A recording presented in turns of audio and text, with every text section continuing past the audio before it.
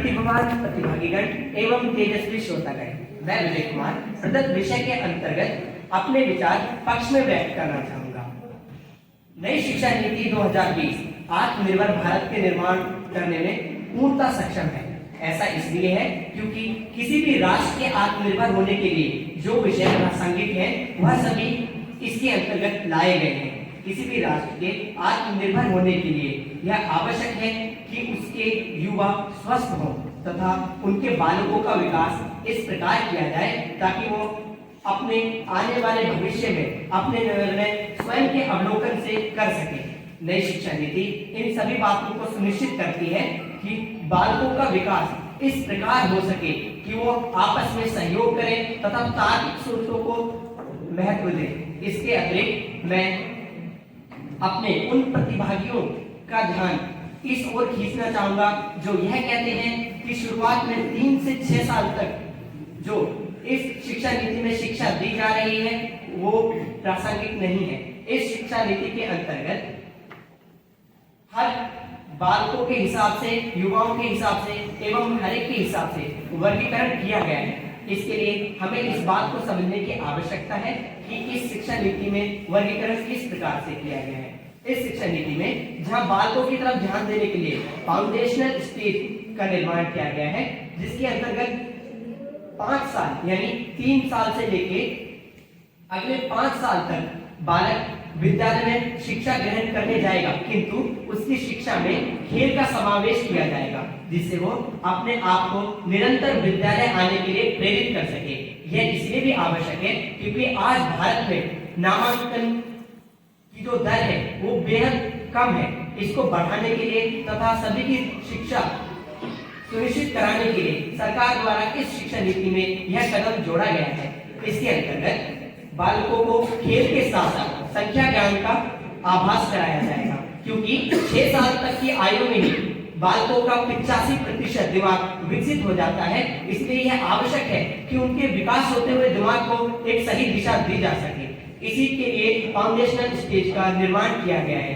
इसके बाद preparatory stage, जिसके अंतर्गत बालक सीख कर आया होता है लेकिन उसे परीक्षा से रूबरू कराया जाएगा। वो इसलिए ताकि ये महसूस कराया जा सके कि पढ़ने का जो महत्व है उसको किस प्रकार से उपयोग करना है, पढ़ाई जो बालकों ने की हुई है उसको किस प्रकार से अपने जीवन में उतारना है। इसीलिए शिक्षा नीति के अंतर्गत परीक्षाओं को साल में 2 बार कराने का प्रावधान रखा गया है। यहाँ मैं उन प्रतिभागियों का जवाब देना चाहूंगा जो ये कहते हैं कि इस नीति के अंतर्गत सिर्फ क्षेत्रीय भाषाओं को महत्व दिया गया है, किंतु मैं यहाँ बताना चाहूंगा कि इस नीति के अंतर्गत अंग्रेजी को न पढ़ाने के लिए कोई दबाव नहीं डाला गया है। यदि विद्यालय चाहे तो अंग्रेजी पढ़ा सकता है। साथ ही इस नीति के अंतर्गत शिक्षकों पर बहुत ध्यान दिया गया है, क्योंकि शिक्षक ही अच्छे विद्यार्थियों का निर्माण करते हैं। अंत में मैं सिर्फ इतना ही कहना चाहूंगा कि नई शिक्षा नीति 2020 आत्मनिर्भर भारत का निर्माण करने में एवं अच्छे विद्यार्थी पैदा करने में सक्षम है। धन्यवाद। किसी बच्चे को कोई सवाल है? सर, आलोक किसका? आलोक कुमार सर। आलोक बताइए। सर, मेरा क्वेश्चन ये है कि नामांकन बढ़ाने के लिए क्या कोई योजना है क्या? नामांकन कैसे बढ़ाया जाए? जी हाँ, नामांकन बढ़ाने के लिए योजना है। इसके लिए जो क्षेत्रीय आंगनबाड़ी है और जो पेरेंट्स हैं, बालकों के पेरेंट्स हैं, उनको इस योजना के अंतर्गत जोड़ा जाएगा और उन्हें प्रेरित किया जाएगा कि वो अपने बच्चों को स्कूल भेजें। और क्योंकि खेल रूपी शिक्षा होगी तो बालकों का भी मन लगेगा, इसलिए नामांकन इसके अंतर्गत बढ़ेंगे। निर्णायक मंडल, प्रबुद्ध श्रोतागण, मैं विवेक कक्षा 9वीं का छात्र। सदन पटल पर रखा गया विषय भारतीय राष्ट्रीय शिक्षा नीति 2020 आत्मनिर्भर भारत के निर्माण में सक्षम है। इसके विपक्ष में अपना विचार प्रस्तुत करना चाहूंगा। जैसा कि आप सभी जानते हैं कि किसी भी राष्ट्र को आत्मनिर्भर बनाने के लिए शिक्षा का उतना ही महत्व है जितना जीवन के लिए जल का। और भारत के संदर्भ में भी कुछ ऐसा ही है। परंतु क्या नीतियों को सिर्फ लिखित रूप में बनाने से ही आत्मनिर्भरता संभव है? क्या नीतियों को प्रायोगिक रूप में लाना कोई महत्व नहीं है? क्या भारत में अभी तक जितनी भी शिक्षा नीतियां बनी और इस शिक्षा नीति के संदर्भ में मैं कोठारी शिक्षा नीति जो कोठारी आयोग का जो गठन हुआ था, मैं वहां से इस शिक्षा नीति को शुरुआत करना चाहूंगा। कोठारी शिक्षा नीति आयोग में वो सभी बातें कही गई थी जो कि आज के वर्तमान शिक्षा नीति जो 2020 में लाई गई है इसमें कही गई है, परंतु उसमें उसका क्रियान्वयन के विषय में पूर्णतया कोई योजना न होने के कारण से उस शिक्षा नीति असफल हो गई। अब हमारे साथी कह रहे थे कि विश्वास का होना परम आवश्यक है, बिना विश्वास के कुछ भी संभव नहीं है।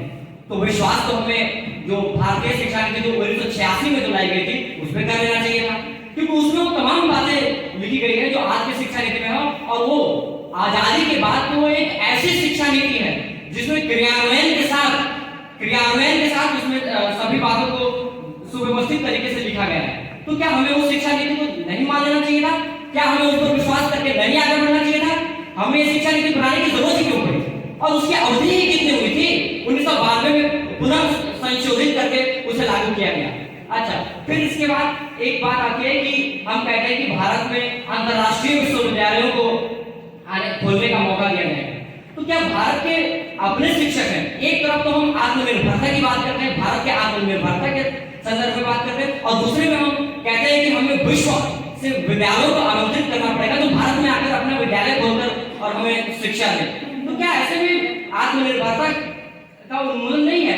क्या हम ऐसे में मान लें कि हम अपने जो बात कह रहे हैं उसमें फिर उसका कोई विश्वास नहीं है उस बात पर? भारत की शिक्षा की नीति के लिए आवश्यक है कि हमें स्वतः योजना बनाकर और उस पर दृढ़ता से काम करना होगा, और योजना को लिखित रूप से नहीं, अभी तो उस पर धरातल स्तरीय कार्य योजना बनानी होगी और कार्य करना होगा, तभी जाकर हम आत्मनिर्भर भारत के निर्माण कर पाएंगे। और मुझे लगता है कि इस भारतीय शिक्षा नीति में इस प्रकार का कोई मुझे ऐसा नई बात नजर नहीं आती जिससे हम ये दावे के साथ कह सकें कि यह शिक्षा नीति भारत के आत्मनिर्भर होने में सक्षम है। और मेरा ऐसा मानना है कि प्रयोग के दो पहलू होते हैं, एक असफलता और एक विफलता। तो हम इसके भविष्य के कारण हम आत्मनिर्भरता की बात नहीं कर सकते। धन्यवाद।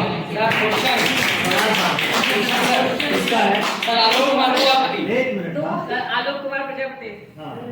सर मेरा ये क्वेश्चन है इसे कि जैसा कि कहा गया है कि शिक्षा नीतियों के लिए उन्हें कहना चाहूंगा कि यदि विदेशी भाषा को यदि हम लोग महत्व नहीं देंगे, यदि उसको हम यूनिवर्सिटियों को यहाँ नहीं लागू करेंगे तो क्या विदेशी भाषा सीख सकते हैं? क्यों नहीं विदेशी भाषा सीख सकते? क्या विदेशी भाषा सीखने के लिए हमें उनके विश्वविद्यालयों को यहाँ आमंत्रित करना आवश्यक है? विदेशी भाषा सीखने के लिए हमारे पास और भी कई तकनीक है जिसकी वजह से हम विदेशी भाषा सीख सकते हैं। उनके शिक्षक और उन्हें और यहाँ उनकी यूनिवर्सिटी को आमंत्रित करना आवश्यक नहीं है। उसके लिए हमारे पास अन्य कई योजनाएं हैं जिसके तहत हम विदेशी भाषाओं को